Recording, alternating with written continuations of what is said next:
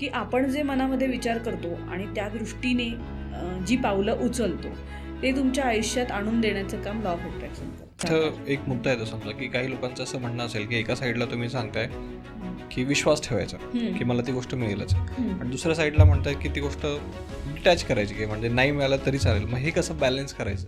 Risk घेतल्याशिवाय सुद्धा होत नाही, हे पण होऊ बरोबर. शकतं. प्रॉब्लेम्सवर लक्ष देण्याच्या ऐवजी एनर्जी वाढवण्यावर लक्ष द्या. Don't solve your problems, increase your energy. आनंदी असताना तुम्ही जर लिहिलात हां, तर ते तुमच्या आयुष्यात पटकन होणं जास्त शक्य आहे. माइंड प्रोग्रामिंग हे जबरदस्त विषय आहे. फक्त तेवढ्या गोष्टीवर पण आयुष्यात सगळ्या गोष्टी होऊ शकतात.